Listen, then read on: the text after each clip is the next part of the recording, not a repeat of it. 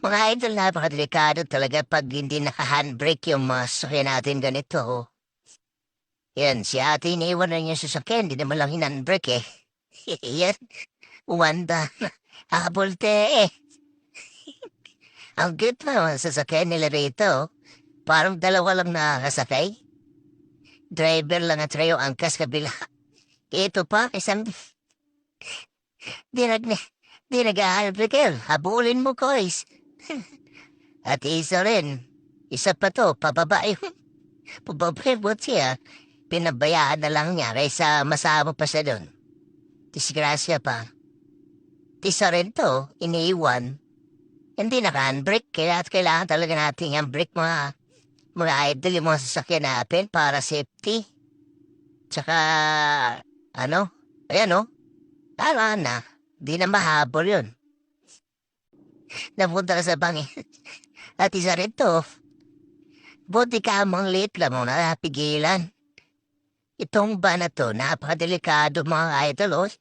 Naku, dali. Kaya pa yan.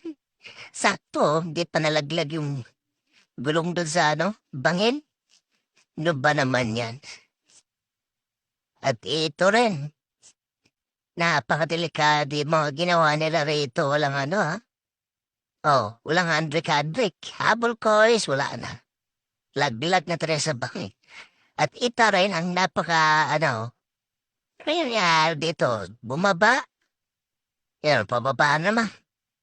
Tapos, nung umatras naman, naku, sira yung gate. Matras naman, wow, sinira na talaga. O isa pa to, yung asawa niya, hindi wa hinanobate din. Bilis! Isa masama pa dun. Ayun, buti naman, nagapan lang. Napakadelikado yun, ha? Nasa bukid pa. At isa rin to, bumaba lang ng lang yun. Siguro nakaanda pa to mga idol. Di man lang nila handbrake yun. Yan, matras na. Habol te eh, kaya pa yan. Nahabol pa nga. Buti ka mo wala pang duba ng sasakyan kung hindi, nakaw. Kaladkad yung sasakyan na yan. Tiring isyubi na to. Iniwanan lang nila nakahanda rin kasi bukas na ng pinto. Ayan, umatras na nga. Napakadelikado oh. Puti ka mo, ayun sira yung ituan. Lana din na kayang ko is. Kailangan mo talaga insurance na yan.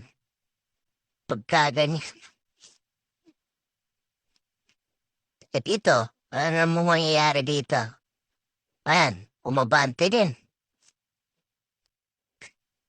Ala, nakasarado eh.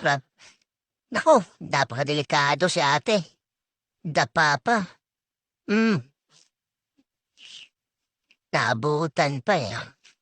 At ito rin. O iniiwan lang ng bukas. Mabante ngayon. Parang ito ning nangyari doon sa bangko, no? Mabante doon sa, kumakalat ka doon sa looban ng bangko mismo. Iniiwan lang din ni ate yung sasakyan niya doon. Sakali ayun. Ubandar na.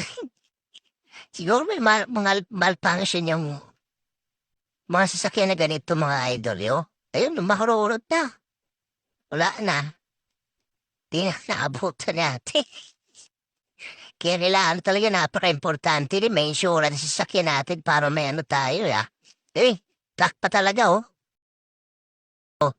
Oof! Laking damage nun. Mag-deliver ka lang ng tubig. Makaka-damage ka pa ng sasakyan, yo. Ito ni Shelby, napakaganda pa naman sana, oh. Sinira lang, wala na. Pasak yung likod niya, no?